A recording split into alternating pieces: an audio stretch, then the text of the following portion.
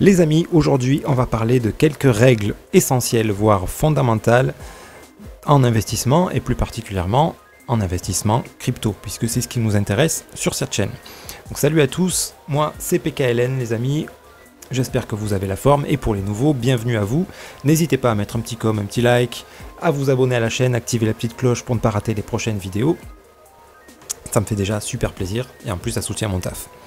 Donc, ce qu'on va parler, voilà, c'est des règles essentielles en investissement et on va s'appuyer un petit peu sur les graphiques pour voir ça et sur CoinMarketCap pour voir les capitalisations puisque ça va être essentiel et les tokenomics aussi. Donc, les premières choses qu'il vous faudra évaluer, d'accord, ça va être déjà votre profil d'investisseur, ça vous avez dû en entendre parler, j'imagine.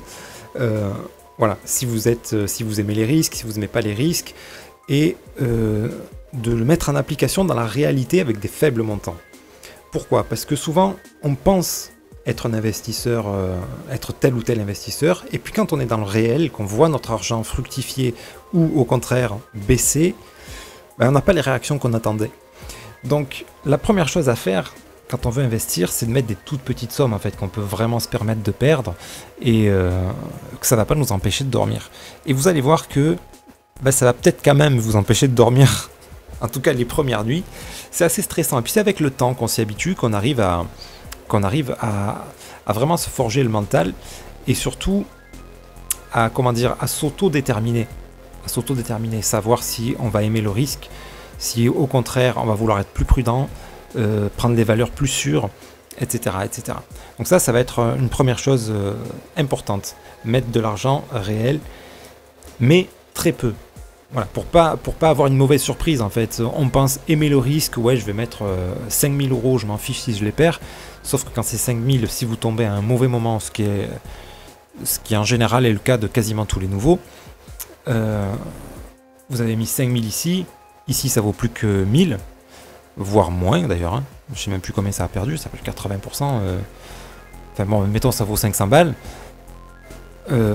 qui aura tenu tout ce temps-là et de voir que ça remonte hyper lentement, et à chaque fois que ça remonte, grosse correction, qui va tenir jusque là? On peut croire qu'on va y arriver, mais si tout de suite vous arrivez là-dedans, en fait, et puis là vous avez tous vos potes qui se foutent de votre gueule, qui vont vous dire, tu vois les cryptos, je t'avais dit c'est de la merde, voilà, etc., etc.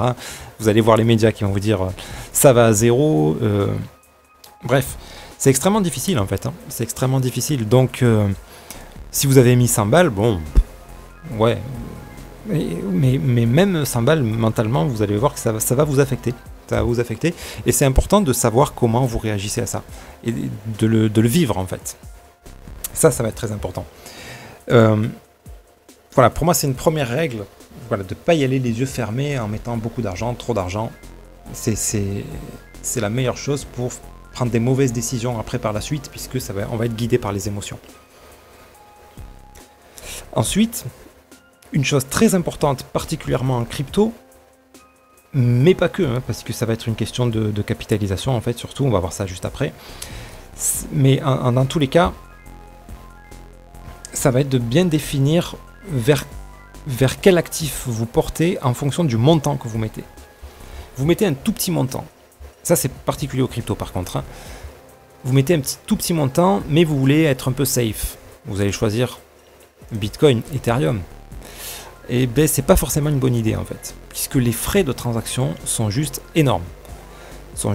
Admettons, vous avez investi, vous voulez faire un premier test avec 100 balles. Vous mettez 100 balles dans Ethereum ici.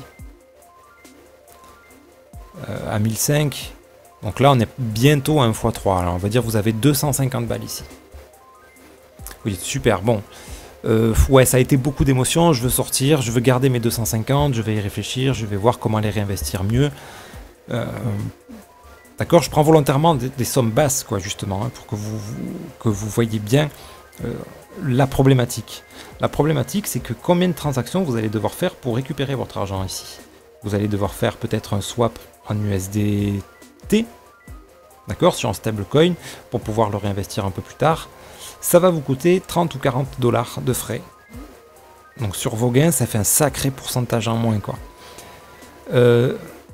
Vous voulez swapper, vous vous dites c'est bon, là il y a eu une belle progression sur ça, je veux investir dans un autre token qui a beaucoup de potentiel. Gala, je vais swapper un Gala. 30-40 dollars de frais.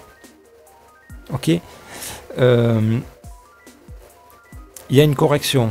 Ah mince, j'y crois plus trop, je veux changer de token. 30, 40, enfin allez, des fois c'est moins, allez, 15 balles de frais. Mais c'est juste impossible en fait. C'est juste impossible. Ethereum, c'est à proscrire pour les petits montants. Vraiment. Vraiment. Ou alors, vous achetez sur une plateforme de l'Ethereum, vous attendez un an, vous vendez votre Ethereum directement en euros. Là, pourquoi pas? Si c'est un investissement comme ça, puisque vous pensez que Ethereum c'est une valeur sûre, en tous les cas les plus que les petites capitalisations, voilà, c'est la seule manière qu'on peut utiliser Ethereum quand on a un faible capital. Parce que les frais sont exorbitants. Pour des petits capitaux, évidemment, si vous avez mis 150 000 euros, bon, vous avez 10 balles de frais, 15 balles, même 50 balles, comme ça arrive en ce moment, ben, c'est pas très grave en fait. Hein. C'est pas très grave si vous avez gagné, si vous avez fait une plus-value de 10%, vous avez gagné 15 000 euros, vous perdez 50, ou même 200 pour pouvoir faire les transferts, c'est pas grave. Par contre, si vous avez mis 100 balles, ben oui, le moins de transfert, c'est 10, 15, 20% de votre investissement, donc ça vaut vraiment pas le coup. Donc ça, c'est une première chose très importante. Sur Bitcoin, c'est sensiblement pareil. Les frais sont quand même un petit peu moins importants en général que sur Ethereum. Mais quand le réseau est congestionné avec l'arrivée des ordinals, etc., il peut y avoir des frais quand même très importants aussi. Donc ça va être la même problématique, exactement la même problématique. Surtout que si vous voulez swapper, ça ne sera pas sur la même blockchain, vous n'avez pas du SDC, mettons, ou du SDT sur Bitcoin. Mais vous pouvez swapper directement en euros. Là, si vous avez 10 dollars de frais, bon, même sur une belle plus-value comme ça, même sur 100 balles, bon, ça fait... c'est important, mais si vous le faites une fois, ça va. Vous n'avez pas de raison de faire 36 000 transactions sur Bitcoin. Tant que vous ne touchez pas aux ordinals, etc. Ok, donc voilà, ça va être important à définir. Parce que si vous voulez prendre un peu plus de risques, mettre une petite somme, tenter un x10 et avoir peu de frais de transaction, bah, il vous faudra aller sur des alts plus risqués, mais beaucoup moins onéreux. Sur Solana, les frais, c'est quelques centimes. Des fois, c'est même moins de 1 centime. Donc là, vous pouvez y aller. Vous pouvez faire des transactions, changer de token tant que vous voulez. Vous pouvez le faire 10 fois par jour. Ça ne sera pas significatif sur votre investissement, aussi petit soit-il. Ok, ça va être une règle très très importante dans les cryptos, hein, puisque quand on s'en rend compte, on a besoin de faire quelques transactions, on capitule, on les fait quand même, on a perdu tout ce qu'on a gagné en gros. Voilà. Après, quand on veut mettre des montants un peu plus sérieux, se tourner vers des actifs un peu plus sûrs, là ça a du sens. Voilà, en sachant par contre que les capitalisations un peu plus faibles sont plus risquées, mais le potentiel de gain est beaucoup plus grand. Voilà, tout ça, ça va rester à définir. Et c'est qu'une question de choix. Il n'y a pas de bonnes règles, de mauvaises règles pour ça. C'est à vous de choisir en fonction du risque que vous êtes prêt à prendre. Ensuite, une autre règle que je trouve très importante, enfin ce qui est même plus qu'importante, c'est de définir des objectifs. Ça, c'est capital. Il va falloir définir des objectifs. Par exemple, on va rester encore un peu sur le graphique. Par exemple, vous rentrez sur le Bitcoin ici. D'accord, ça a commencé à parler de ça. Vous vous dites, il y a un beau potentiel, approbation des ETF, etc. Donc vous rentrez, allez, on va faire un compte rond à 30 000. Quel est votre objectif? Si votre objectif c'est 1 million, ben, mauvaise idée. Mauvaise idée. Il n'y a rien qui vous indique qu'on va y arriver un jour. Rien du tout. Si votre objectif c'est de faire un x3, 30 000, 90 000, c'est raisonnable. C'est raisonnable. Ça reste l'inconnu, parce qu'on n'a jamais atteint cette cible-là. Mais, vu qu'on est déjà monté à 70 000, pourquoi pas? Pourquoi pas prendre les profits ici? Et vraiment, il faut s'y tenir, même s'il y a beaucoup d'engouement à ce moment-là, puisqu'il peut très bien monter encore un peu et ensuite chuter comme ça. Ce qui s'est passé là. Ok, donc se tenir à ces objectifs. Si c'est l'objectif et que ce soit l'objectif à définir, il faut qu'il soit raisonnable, bien sûr. 100 000, c'est raisonnable. 120 000, ça paraît atteignable. À partir de 200 000, pour moi, c'est pas un objectif qu'on doit prendre aujourd'hui. D'accord? Peut-être, en voyant l'évolution, ça sera peut-être un objectif qu'on pourra se fixer dans quelques temps, dans quelques années. Comme un objectif à 70 000, quand on a acheté le Bitcoin à 100 $, c'était pas un objectif raisonnable. Il vaut mieux avoir vendu avant. D'ailleurs, ça a monté à 20 000, c'est redescendu à 3 000, c'est remonté à 60 000, 70 000, c'est redescendu à 15 000. Vous voyez, on aurait beaucoup mieux fait de se faire un objectif à 10 000, de racheter un peu plus bas, un objectif à 20 000, racheter un peu plus bas, un objectif à 40 000, allez, multiplier par 2 à chaque fois, c'est raisonnable. Là, on a pris des profits, on a attendu, on est rentré dans le marché un peu plus bas. Hop. On est rentré dans le marché un peu plus bas, vous voyez. Voilà. Où on pouvait réinvestir ici, après être monté à 65 000, quand on est redescendu aux alentours de 30 000, ben voilà, on pouvait se fixer comme objectif 65 000. Et il y a plein d'endroits où on avait des belles plus-values à faire.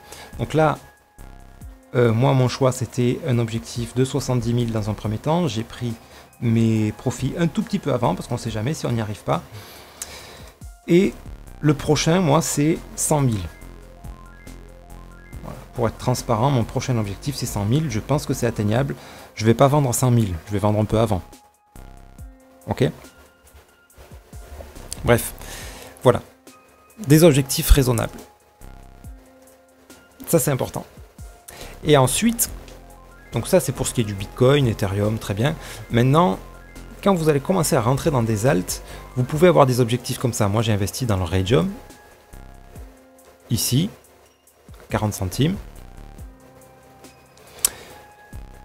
Mon objectif, c'est quoi? Vous pouvez me dire, ah ben l'objectif, là, super, c'est 17 $. Ah, carrément, ça fait une super plus-value, là. S'il arrive là, je vais être heureux, je vous le dis. Hein. Je vais être bien. Du coup, mais je pense pas qu'il y arrivera. Je pense pas qu'il y arrivera. Donc la règle hyper importante, c'est de surveiller la capitalisation. Et la tokenomics, d'ailleurs, ça va se rejoindre, puisque entre-temps, des tokens peuvent être libérés, notamment par le staking. D'accord? Parce que l'argent, quand il se crée, il perd de la valeur. Forcément. Donc, sur le Raydium, on a, ici je suis sur CoinMarketCap, on a une offre en circulation de 258 millions d'oreilles. Quand on était à 17 $, on n'était peut-être pas à cette... il n'y avait peut-être pas autant de tokens. Donc maintenant, comment on va faire pour atteindre ça? Ben, il va falloir qu'il y ait une capitalisation boursière plus grande.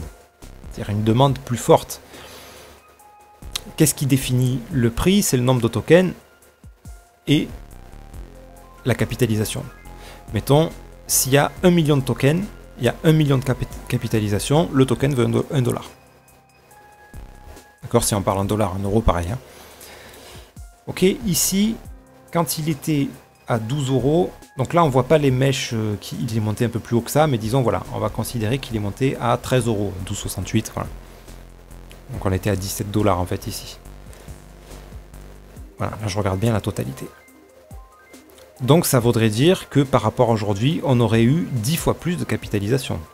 C'est-à-dire, là on est à 325 millions de capitalisation, on aurait dû être à 3 milliards. Est-ce que c'est le cas? Pas du tout. Vous voyez, ici au pic, à droite, vous pouvez voir, on était à 834 millions. Donc ça veut dire qu'il y avait beaucoup moins de tokens en circulation.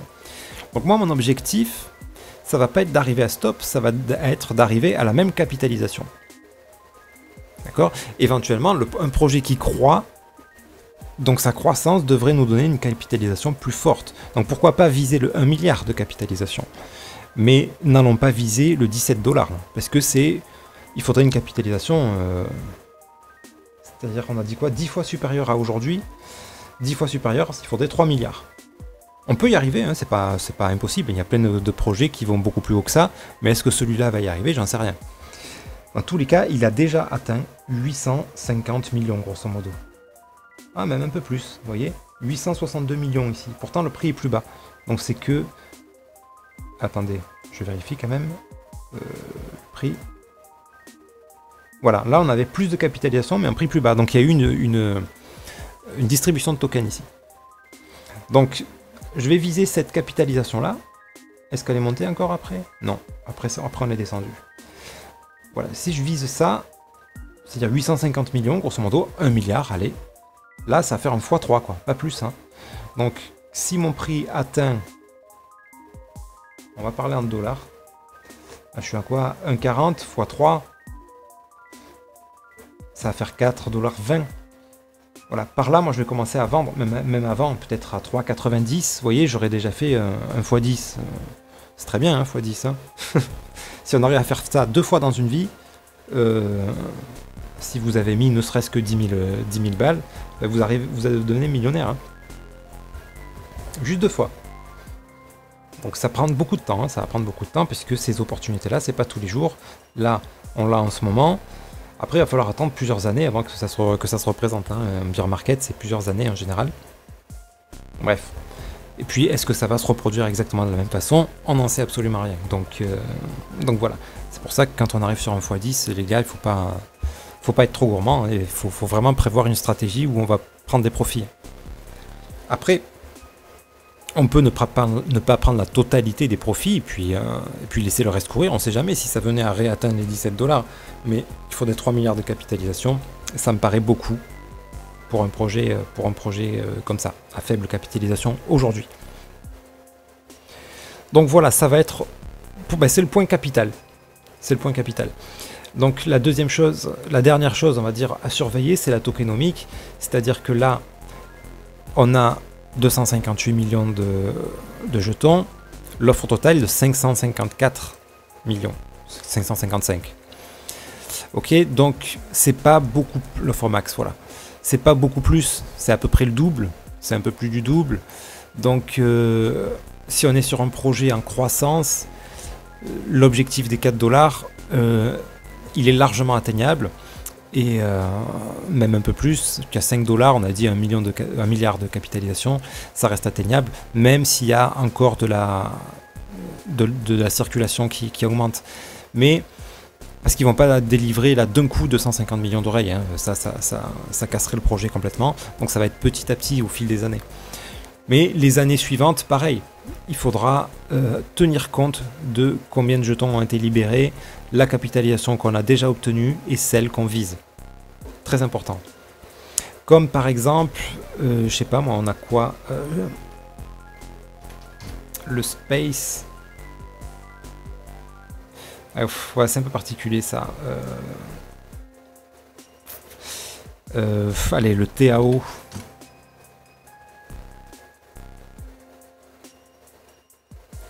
C'est pas le mien. Non, c'était sur Celestia. C'était le TIA où c'est le plus évident. Tout le monde, TIA to the moon. Regardez combien on a d'offres en circulation. On a 160 millions, grosso modo. Et on va arriver à 1 milliard à terme. Hein. C'est-à-dire que juste pour garder le même prix, il faudra une capitalisation 10 fois supérieure à celle-ci. Alors attention, ça ne veut pas dire qu'il ne peut pas aller beaucoup plus haut, hein, bien sûr. Il peut, puisque là, la prochaine libération de tokens, ce sera en octobre, je crois. Donc jusqu'à octobre, on va se contenter de cela de tokens. Hein. Donc là, le prix peut grandement augmenter. Par contre, après, petit à petit, le nombre de tokens va augmenter. Le prix, est-ce qu'il va beaucoup augmenter? Je ne suis pas sûr. Je suis pas sûr. Une fois qu'on aura atteint le top, hein, là, je dis pas qu'on y est, j'en sais absolument rien du tout. Donc si on augmente jusqu'à octobre, qu'on voit le Bitcoin exploser à 100 000, là ça peut monter encore, ça peut encore faire x10, hein, sans problème. Mais attention à ça. Il va falloir faire des objectifs raisonnables. Là on est sur un projet où c'est la première fois qu'il connaît un bull run, et puis il n'en a pas connu avant. Donc jusqu'où il va aller, personne ne le sait. Donc pourquoi pas viser en x2, x3, x4? Oui. Voilà. Et après, quand le problème, c'est qu'il y a un facteur temps. Si le Bitcoin corrige derrière, qu'ici on a une correction qui dure des mois, octobre, on a le double de TIA. Je dis des nombres au hasard, hein, parce que j'ai pas étudié le projet. Hein, donc bien sûr, faites des recherches là-dessus. Je sais juste que c'est vers octobre qu'il y a des libérations de tokens. Je sais pas de combien. Donc voilà, tout ça est à surveiller, à prendre avec des pincettes. Mais si moi je devais investir dans le Celestia, c'est comme ça que je l'étudierais. Parce que, ok, le prix peut continuer à monter, mais si le Bitcoin corrige pendant 3-4 mois, là, avant de continuer sa hausse, hein, s'il corrige pendant 3-4 mois et que le Celestia ne monte plus, ben, je vais me retrouver avec mon investissement coincé au mois d'octobre. là où il va y avoir une libération de tokens ou donc probablement une pression à la baisse. Donc voilà, je mise pas sur un x10 moi sur un projet comme ça. Je mise pas sur un x10. Même si c'est atteignable. Mais voilà. Ça me paraît plus risqué que sur un projet comme Gala, qui est un projet dans lequel moi j'ai investi en bas en plus. Voilà, est-ce que je vais pouvoir atteindre les 84 centimes là aussi? On va aller voir ça. Quel sera mon objectif sur Gala? Alors pour le coup, je ne l'ai même pas encore étudié là, mon objectif sur celui-là. Je vais le faire avec vous. On a 1 milliard de capitalisation, ça peut largement monter, très bien. 1,5 milliard. La circulation ne va pas augmenter, on est déjà au maximum quasiment, hein, à très peu de choses près. Par contre ici, est-ce que c'était le cas? Je pense pas. On était à 63 centimes en capitalisation boursière, on était... En tout cas, le graphique, il est proche. On était à 4 milliards. 4 milliards 5, ouais. Est-ce qu'on est monté plus haut? Non, on n'est jamais monté plus haut. Donc le maximum était ici, on était vers 4 milliards 5. Donc voilà, je vais miser en x3. Par rapport à aujourd'hui, hein. Donc, par rapport à quand j'ai acheté, ça fait plus. Mais par rapport à aujourd'hui, 1 x3, ce qui sera déjà pas mal. Donc on va dire aux alentours de 0,15, 0,20, puisque j'espère quand même une progression du projet, hein, donc qu'il atteigne plus que le maximum de sa capitalisation. On peut viser un 5 milliards. Voilà, à partir de 20 centimes, j'étudierai le graphique, le projet, où on en est. Mais bon, je vais pas compter sur beaucoup plus. Je prendrai des profits à ce moment-là. Vous voyez? Donc voilà pour ces points fondamentaux majeurs en investissement crypto. Ça, c'est à surveiller. À surveiller, voilà, c'est fondamental, quoi. Donc, je rappelle brièvement votre profil d'investisseur avec de l'argent réel, quel que soit le montant. Petit montant, on évite les gros frais, Ethereum, Bitcoin. Prendre conscience des risques, par contre, sur les autres, sur les moins capitalisés. Bon, il y en a quand même que c'est des grosses capitalisations, hein. Je suis sur le NIR, c'est quand même du lourd. Solana, c'est du lourd aussi. EGLD, voilà, c'est quand même des belles capitalisations. Donc, c'est pas les projets les plus risqués du monde, mais le risque est plus grand. Voilà, prendre conscience de ça. Ensuite, étudier la tokenomics, mais pas que. Étudier la capitalisation boursière. Se fixer des objectifs à partir de capitalisation boursière et pas de prix. Surtout pas de prix. Ça va tout fausser et ça va vous faire rater des gains, des potentiels gains très gros. Parce que là, si vous avez acheté le jeton à 2 centimes, il monte à 20 centimes, vous avez fait un x10, vous n'allez pas vendre parce que vous avez l'espoir que ça attienne un jour les 62 centimes d'euros. Donc c'est-à-dire 80, là on était à 84 centimes en dollars. Hein. Vous avez espoir que ça atteigne les 80 centimes en dollars. Mais en fait, vous n'avez pas fait gaffe que ça ne pourra pas arriver, quoi. Ça pourra arriver peut-être dans plusieurs années, bref, mais c'est extrêmement risqué et démesuré d'attendre un tel résultat. Ok? Sur ce, les amis, j'espère que cette vidéo vous sera utile. Je vous souhaite une excellente fin de journée et puis je vous dis à très bientôt. C'était PKLN. Merci.